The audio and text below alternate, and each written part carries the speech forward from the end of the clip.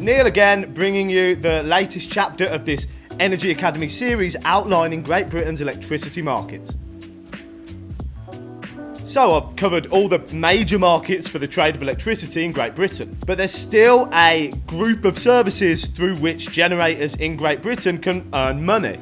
Ancillary services. As you're probably sick of hearing by now, the supply and demand of electricity have to be balanced at all times. On top of this, there are other elements such as frequency and voltage that have to be regulated and carefully managed. This is so that the massive amount of electricity being transmitted across the country is able to be used safely in homes and businesses. National Grid ESO relies on what it calls ancillary services to enable the system to operate in a stable, efficient and safe way. There are several different types of ancillary services here in Great Britain, and I'm going to outline some of the main ones here. These are going to be very high-level introductions to these services, and I'll come back to some of them in more detail in future series. First up, frequency response. All electricity on the network must run with a target frequency of around 50 Hz. If frequency changes by more than 1%, so outside of that 49.5 Hz to 50.5 Hz, it runs the risk of damaging equipment or causing blackouts. Frequency response services increase or decrease the amount of power on the network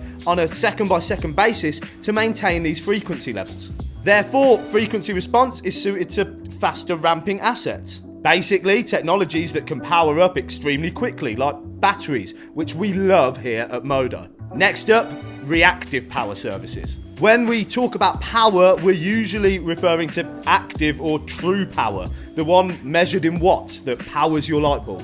Reactive power is a sort of unused power. It kind of sloshes around as a result of electricity being transferred from one place to another, and it's measured in something called mVars. You might have heard the analogy that refers to reactive power as the frothy head on active power's pint of beer. It doesn't technically do anything, it's just a byproduct of AC circuits. However, despite this, reactive power still has to be managed by being topped up or absorbed at certain times in certain parts of the country. Third, let's look at voltage management. Back in series 1, I described voltage as the pressure which pushes electricity through cables. Well, voltage has a close relationship with reactive power too. So when reactive power is added to or absorbed from the grid, voltage has to be increased or decreased as well. Great Britain's electricity system runs at fixed voltages depending on which part of the system you're looking at. These are 400, 275 or 132 kilovolts respectively. Voltage must remain within 5% of these levels to maintain grid stability. Fourth up,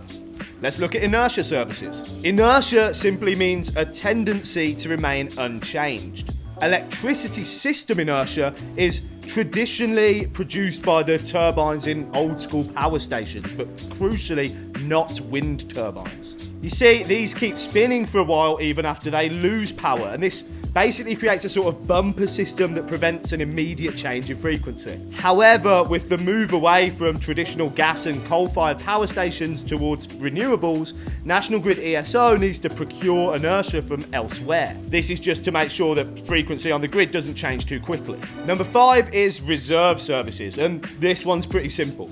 Reserve services basically ensure that there's enough reserve power on the grid in case there's a sudden change in generation or demand levels. These don't need to be quite as fast acting as frequency response, but they still need to be called upon at very short notice. And lastly, restoration, aka the service formerly known as Black Start. In the event of a total grid shutdown, restoration provides the ability to start a power station without external grid electricity. From there, the rest of the grid is re-energized, essentially bringing the whole country back online. So, now you know why ancillary services exist and the problems that they solve. But how do participants in ancillary services actually make money? Well, generally through tenders. Some of the more established ancillary services have tenders that run at regular intervals. Some of those are years apart and some of them are day ahead every day. Newer, more experimental ancillary services might run tenders or auctions to kind of figure out the feasibility of those services. The requirements of each service very much determine which technology types are able or encouraged to participate. For example, fast-acting frequency response services like dynamic containment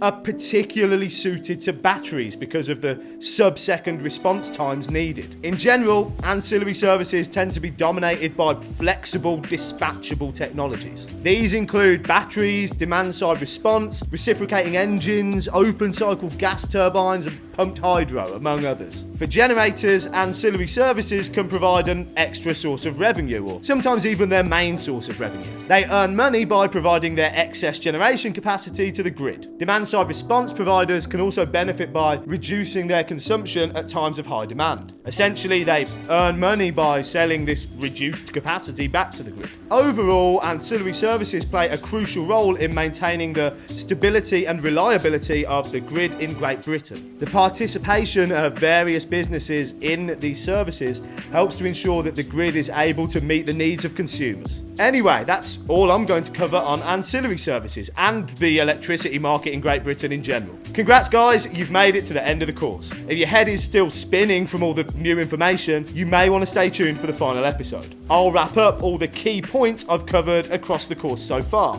I'll see you there.